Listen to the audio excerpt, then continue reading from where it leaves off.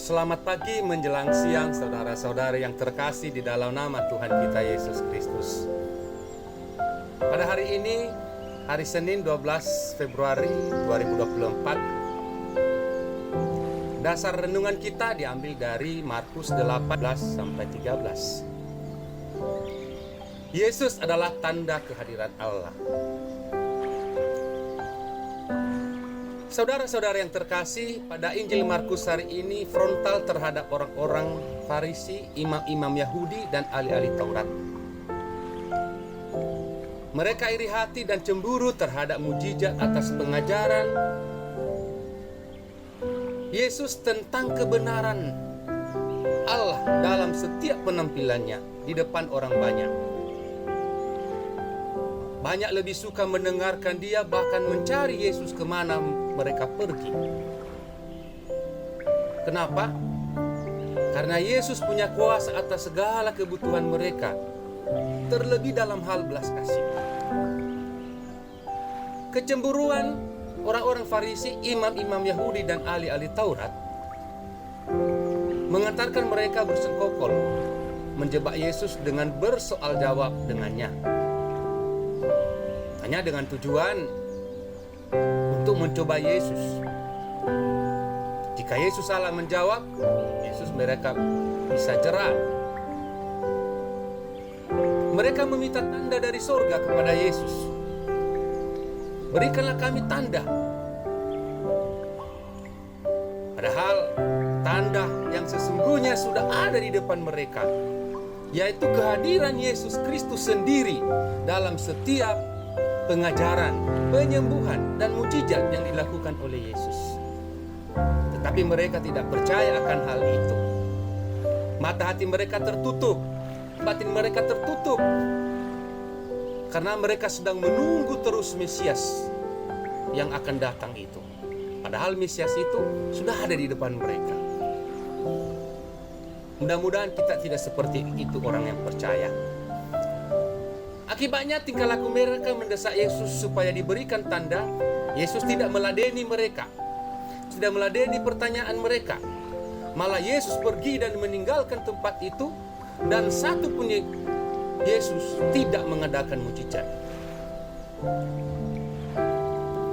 Tanda yang dimaksud Injil Markus di sini pada hari ini adalah tanda yang hanya diberikan untuk pembebasan manusia supaya dirinya dimuliakan, dan bukan untuk memuaskan rasa iri hati atau cemburu, dan bukan juga objek untuk menjawab berbagai cobaan.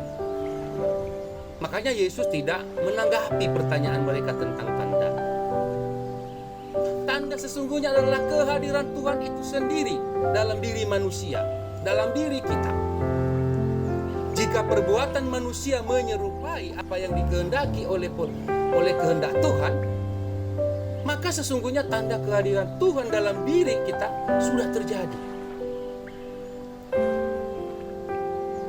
Apa itu? Ketika kita memiliki cinta kasih, ketika kita memiliki rasa saling menolong, mengampuni, tidak dendam, tidak sakit hati, hidup dalam pelayanan, hidup dalam persekutuan, menerima kekurangan, dan menjauhkan perbedaan. Di sini juga sering kita tidak menyadari tanda kehadiran Tuhan dalam diri kita ketika kita mendahulukan kepentingan sesaat atau kepentingan yang berlebihan untuk dikabulkan doa kita oleh Tuhan. Padahal Tuhan tahu apa yang kita butuhkan, dan Ia memberikannya kepada kita juga pada saat-saat yang tepat. Sebagai umat beriman, hendaknya kita juga jangan memaksakan kehendak itu supaya demi keinginan kita memaksakan kehendak bermohon kepada Tuhan hanya demi keinginan kita. Tetapi sesungguhnya ketika kita bermohon kepada Tuhan dengan rendah hati dan menyerahkan diri dari segala persoalan kita, bukan karena kehendak kita yang terjadi, sesungguhnya kita kembalikan karena kehendak Tuhan. Karena kehendak Tuhan itulah yang terbaik. Kehendak kita adalah keinginan kita. Itulah makanya Maria berkata kepada malaikat Gabriel Ketika ia menerima kabar gembira bahwa ia akan mengandung dari Roh Kudus, terjadilah padaku menurut perkataanmu ya Tuhan. Dan inilah doa kita, dan inilah harapan kita, dan inilah kebutuhan kita sebagai umat yang percaya kepada Yesus. Supaya dalam setiap kehendak kita, dalam setiap permintaan kita, kita tetap berserah. Terjadilah padaku menurut perkataanmu. Itu ciri-ciri orang beriman dan teguh. Apapun kehendak Tuhan pada diri kita, kita siap untuk melayani, kita siap terima. Dan jika sebaliknya kita menjadi orang yang mudah iri hati, dengki, dan gampang cemburu, maka tanda kehadiran Allah itu akan pudar dan hilang begitu saja ditelan waktu tanpa bekas. Semakin jauh kita berjalan dan tidak kelihatan lagi wujudnya, sehingga tanda itu hilang karena kita menjauh dari Tuhan, karena kita lebih mengutamakan kesesakan dosa kita, hal yang duniawi kita. Iri hati, sifat cemburu dapat menjauhkan kita dari kasih Allah yang sesungguhnya, saudara-saudari. Malas beribadah, minder bersekutu dalam setiap persekutuan, mencari Tuhan hanya saat butuh, lupa bersyukur kalau sudah memperoleh kebahagiaan dan sudah mendapatkan sesuatu, baik jabatan, baik kekayaan, harta, kesuksesan dalam bidang apapun. Tidak mau bekerja sama dalam persekutuan. Dia menganggap dirinya sudah benar karena dia punya kemampuan, baik secara ekonomi, baik secara jabatan. Apalagi kalau dia berpikir, tanpa kalian pun aku bisa.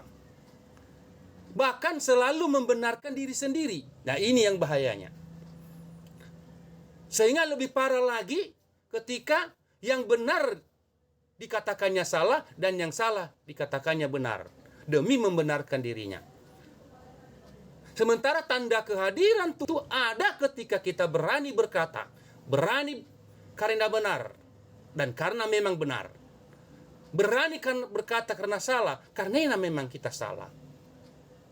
Injil Matius berkata, jika ya, hendaklah kamu katakan ya, jika tidak, hendaklah kamu katakan tidak. Apa yang lebih dari itu berasal dari si jahat. Sekali lagi saya mau katakan kepada kita, Yesus Kristus adalah tanda kehadiran Allah. Amin. Dalam nama Bapa dan Putra dan Roh Kudus. Amin.